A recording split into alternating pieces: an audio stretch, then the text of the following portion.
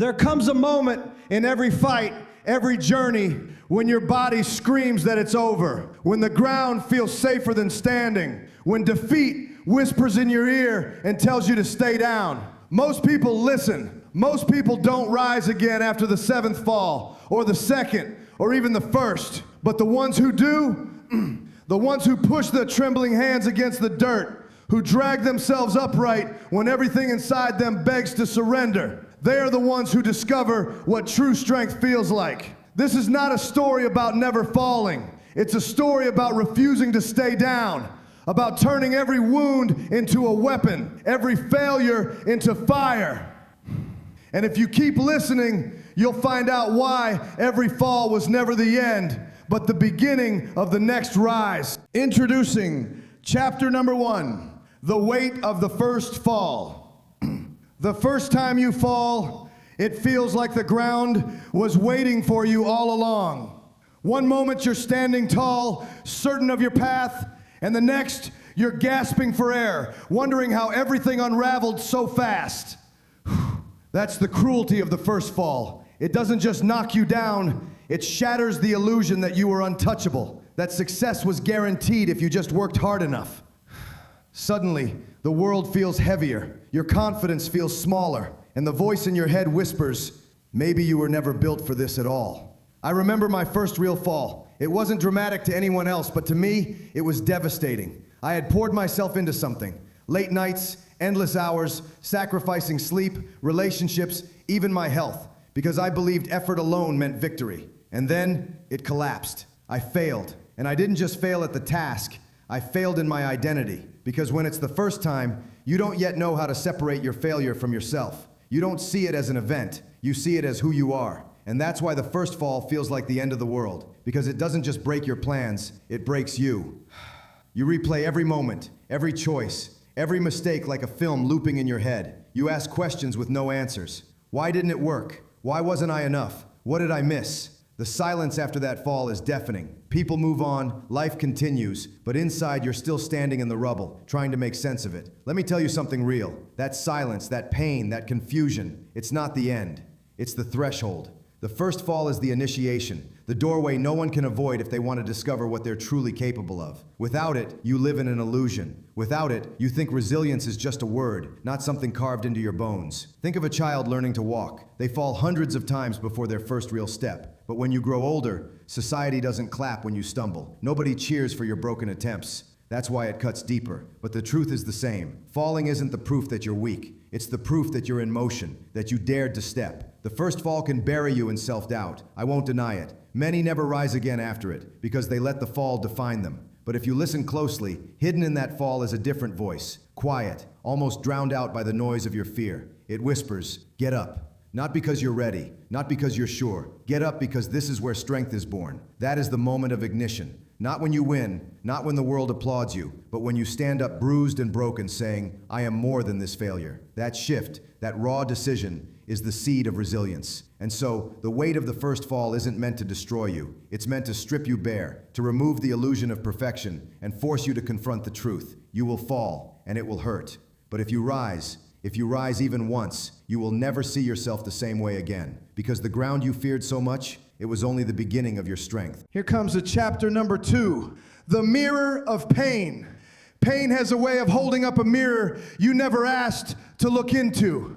The moment you stumble, the moment you fail, it doesn't just hurt because of the loss. It hurts because it shows you things you've been avoiding.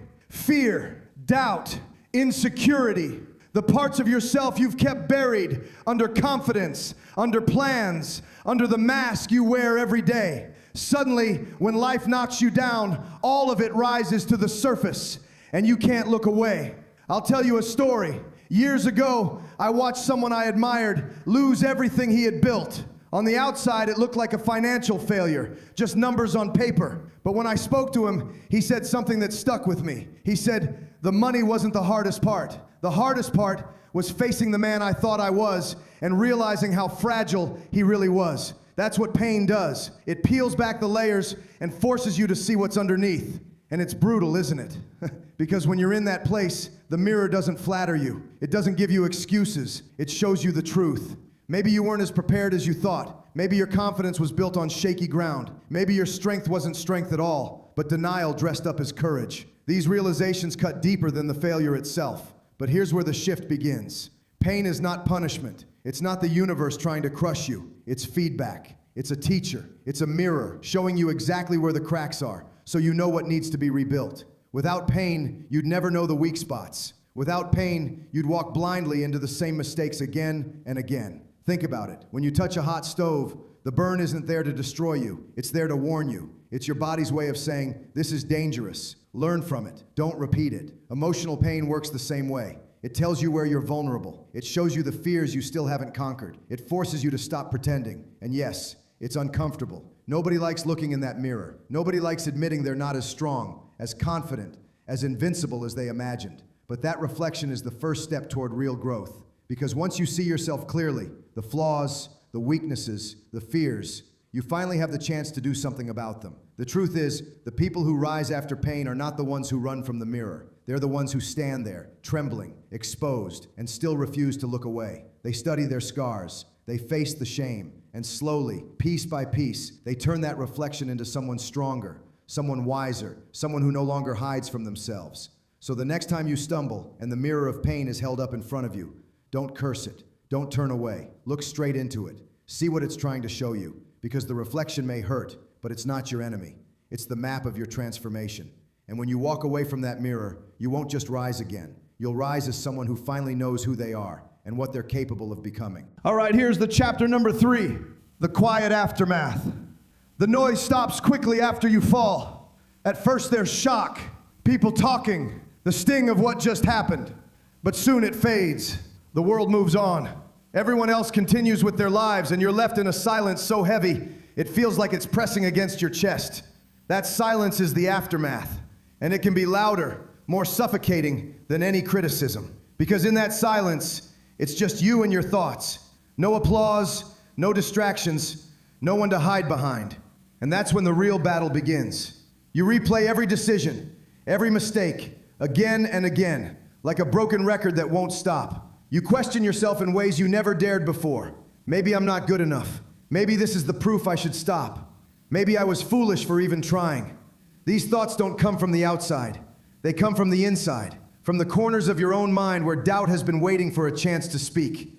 Let me tell you something I've seen. Some of the strongest people I know didn't break during the fall itself. They broke in the days that followed, in the silence when no one was watching. Because that's when the loneliness sets in. That's when you realize nobody's coming to save you. That's when you feel the weight of starting over, and the world feels colder than it ever has. But here's the truth most people miss. Silence can also be the forge where strength is born.